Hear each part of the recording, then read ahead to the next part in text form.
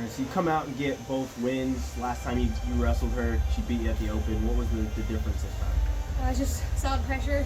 I knew if I kept going forward, I knew she wasn't going to beat me. I knew I had it in me.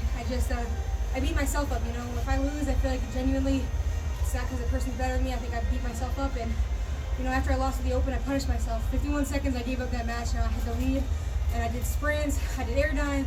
I did everything that you could think of for 51 seconds just to beat myself up, to make sure that just like that, when I'm winning, I have a lead, to make sure I close it out.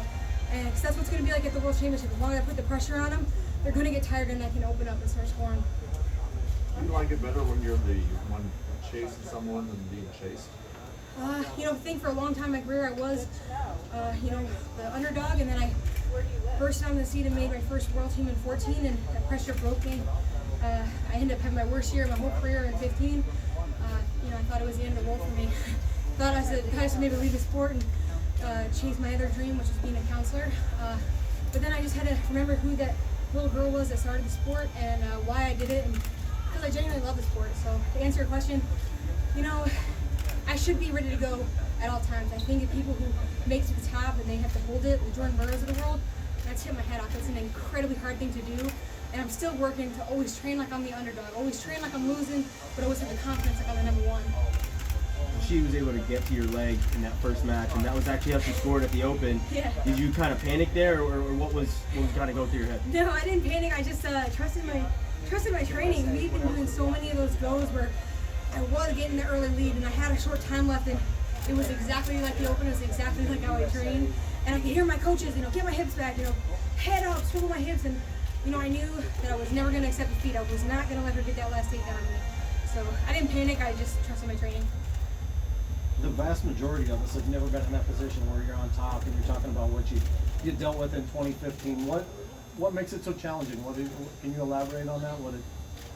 I think you work your butt off to be the number one, and then when I made it, I put all this pressure, you know, aside from what other people and coaches put on me. I put my own pressure. I had to be perfect. I had to do this and I had to do that. I was listening to 10 different coaches, and I really wanted to take all their input. But at the end of the day, you can't take 100 people's input. You got to take, you know, a couple here and there. Take it all with a grain of salt. At the end of the day, you trust your roots. And I think everybody has that pressure, right? I know, you know, soldiers, when you're on deployment and you're missing home and you're in the battlefield and all these different things, you know, there's other life stressors than a wrestling match. This, to me, is the easiest thing. You know, I know my fellow soldiers that are out there, and fellow Marines, we're all out there doing a different job, and you know, I can't take wrestling that seriously because there's more serious things in the world. There's traumatic things that happen all the time, and it's the people that I see on different social media, you know, when they have cancer and they overcome it. You know, I relate that to wrestling.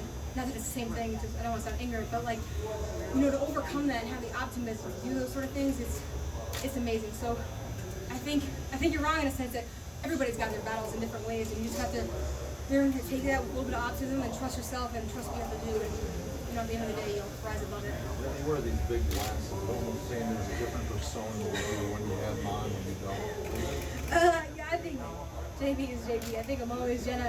I think Space said it right. You know, I'm really goofy and I'm the Joker, and then I turn into this little alter ego when I'm on the mat. Like, no, I'm really the Joker. Like, I really believe that I'm an agent of chaos out there.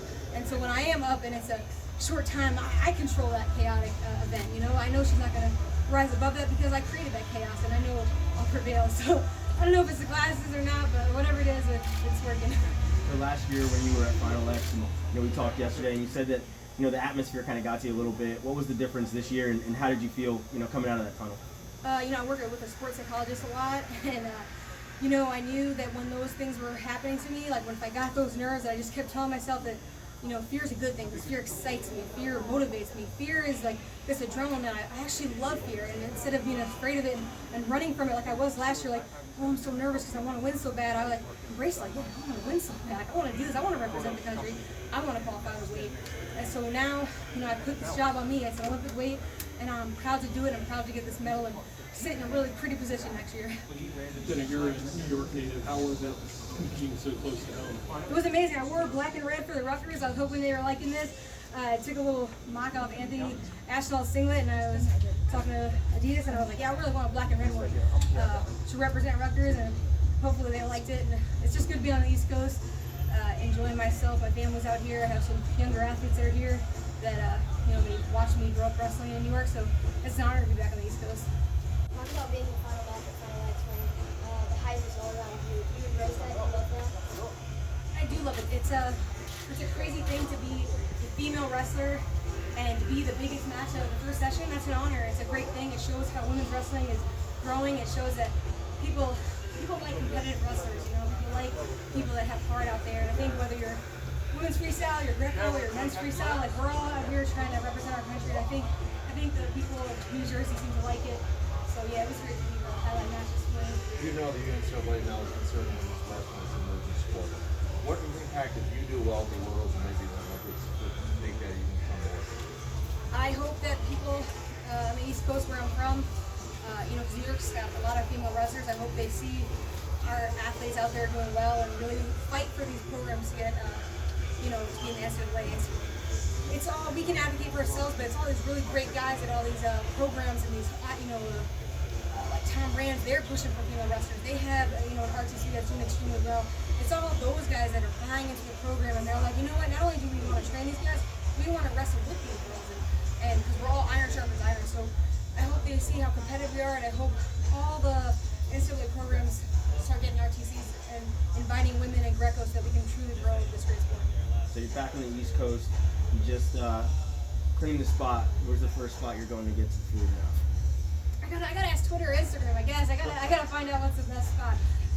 I haven't really thought much into it because I was trying to say in my own reality of the present, because sometimes, you know, after I won the first one, I kept thinking about people that voted against me that I knew personally who voted against me, and I was like, yeah, I can't wait to go up to them and tell them that I just made this team. And then I was like, Jenna, slow down, we gotta make this damn team first. You know, we gotta win the second match. So my coach always told me 1 second at a time, 1 minute at a time, 1 match at a time. So I wasn't even trying to think about the food or the desserts or anything like that. I was like, we gotta get the job done first.